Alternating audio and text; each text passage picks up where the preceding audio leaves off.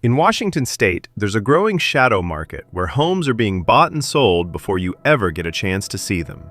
These aren't foreclosures, they aren't bank-owned properties, they're regular homes, maybe even in your neighborhood, that never appear on Zillow, Realtor.com, or any public listing site. By the time you know they exist, they're already gone. This practice is called pocket listing, and it's quietly reshaping who gets access to home ownership in America. In 2026, Washington lawmakers are finally trying to stop it. But the real question isn't whether they'll succeed, it's whether you've already lost out without even knowing it. To understand what's happening in Washington, you need to understand the bigger picture. The American housing market isn't just expensive, it's designed to keep most people on the outside looking in. Since 2020, home prices have surged over 47% nationally. Mortgage rates have more than doubled, and inventory?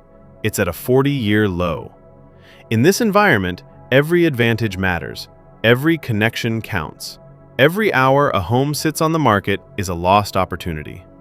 So real estate agents started bypassing the public entirely. They began selling homes through private networks, text messages, phone calls, word of mouth. These pocket listings never hit the MLS. They never get fair market exposure. And most importantly, they never give the average buyer a fighting chance. This isn't illegal.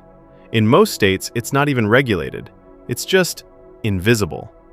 And in Washington, it's become so common that the state legislature is now stepping in. Here's how it works in practice. Let's say you're a seller in Seattle. Your agent tells you, "I have a buyer ready to go. We can close in 2 weeks. No open houses, no showings, no waiting."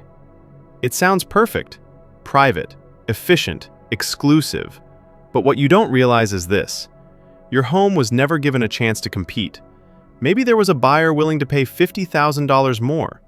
Maybe there was a first-time home buyer who'd been searching for months. They'll never know your house existed.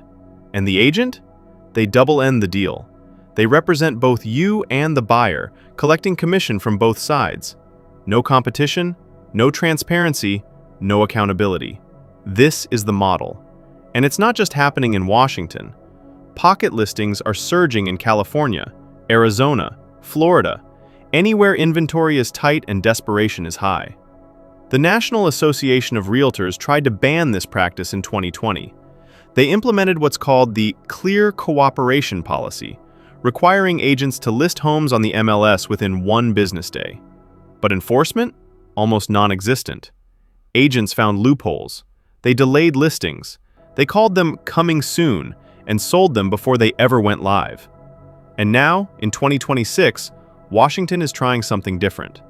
Enter House Bill 1087.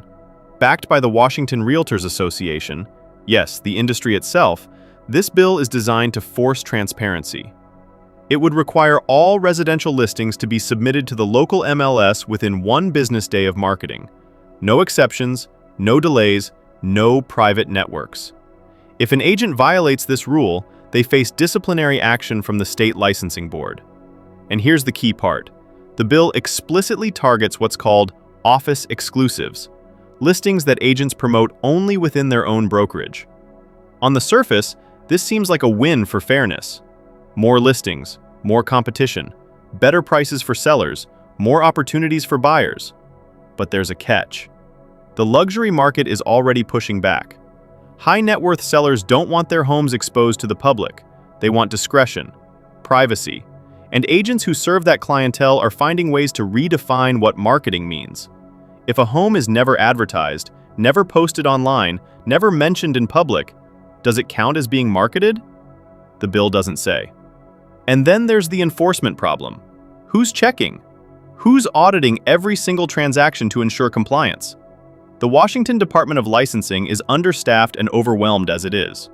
So while the bill sounds strong, the real test will be whether it changes behavior or just creates new loopholes.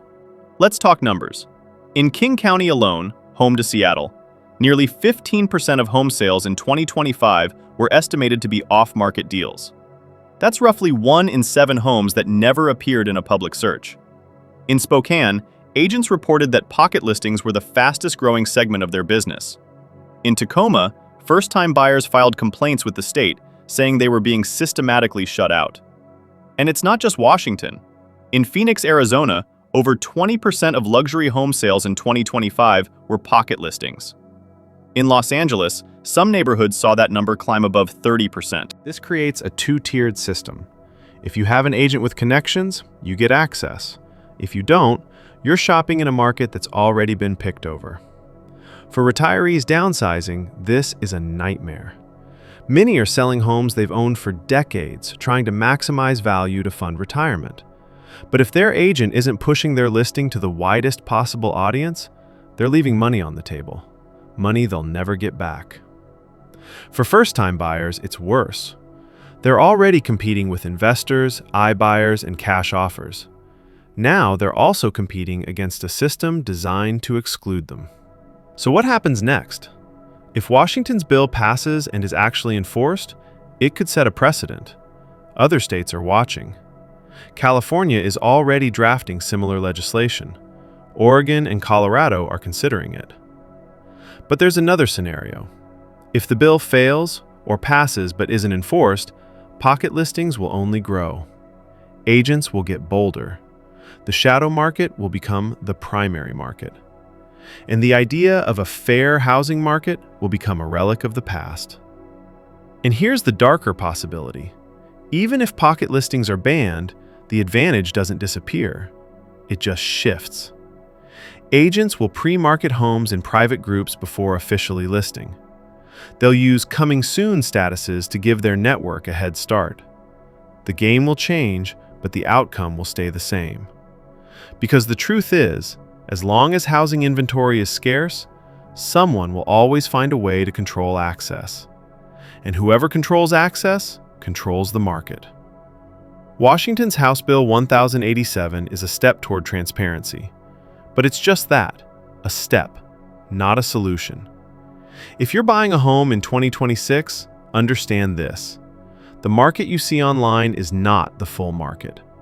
There are homes being sold right now that you'll never know existed.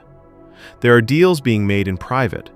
And unless you have an agent willing to fight for access, you're already behind. If you're selling, ask your agent this question.